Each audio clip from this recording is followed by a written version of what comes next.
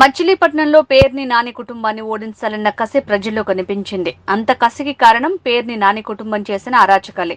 గతంలో ఎన్నడూ లేని విధంగా పోలింగ్ శాతం పెరిగింది.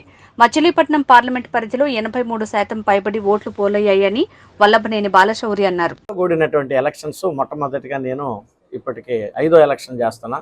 ఇదే చూశాను నేను రియల్గా, అంత చక్కగా జరిగింది.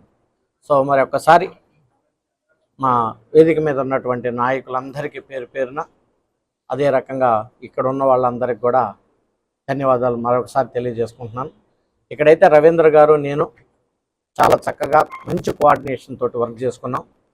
మాకు ఎక్కడెక్కడ లోపాలు ఉన్నాయి అని అనుకుంటే అవన్నీ ఒక మంచి సోదర భావంతో కొనకల నారాయణ గారి యొక్క సూచనల మేరకు దాన్ని కూడా చక్కగా పనిచేసుకున్నాం. అదే రకంగా అన్ని కాన్స్టిట్యున్సీల్లో కూడా అదే రకంగా పనిచేసుకున్నాం. గారి బాయ్ కూడా సెట్ చేశారు చాలా చోట్ల కూడా. సో ఆ చేయాల్సినటువంటి పనులు చాలా ఉన్నాయి.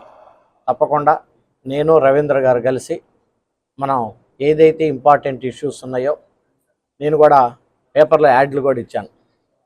నా ప్రణాళిక మనం ఏం చేయాలనేటువంటిది కూడా, మంచినీళ్ళు సమస్య, పోర్టుకి సంబంధించినటువంటి ఇండస్ట్రీస్, ఇవన్నీ ఏవైతే ఉన్నాయో 1 by 1 మీ అందరి యొక్క సహకారంతో ధైర్యంగా వాటినన్నిటిని కూడా ముందుకు తీసుకెళ్తాననేటువంటి ధైర్యం కూడా నాకుంది. తప్పకుండా 1 by 1 ఒక 4 రోజులు అటో ఇటో కావచ్చు ఉన్నటువంటి పరిస్థితులతోటి అవన్నీ కంప్లీట్ చేయడానికి కూడా నేను డెఫినెట్గా కృషి చేస్తాను. మరి ఒక్కసారి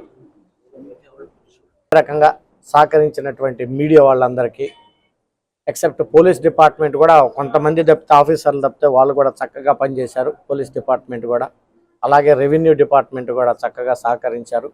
అందరికీ, మీడియాకి, రెవెన్యూ డిపార్ట్మెంటు, ఆఫీసర్స్, పోలింగ్ అందరికి కూడా రాత్రి 11, 12 అయినా సరే పోలింగ్ ఆఫీసర్లు అందరూ కూడా చాలా ఓపికతోటి పనిచేశారు. అందరికి కూడా మరి ఒకసారి నా హృదయపూర్వక ధన్యవాదాలు తెలియజేసుకుంటూ, మరి డెఫినెట్గా గెలుపు మందే, మంచి పనులు చేసుకుందామని మీ అందరినీ కూడా తెలియజేస్తాం.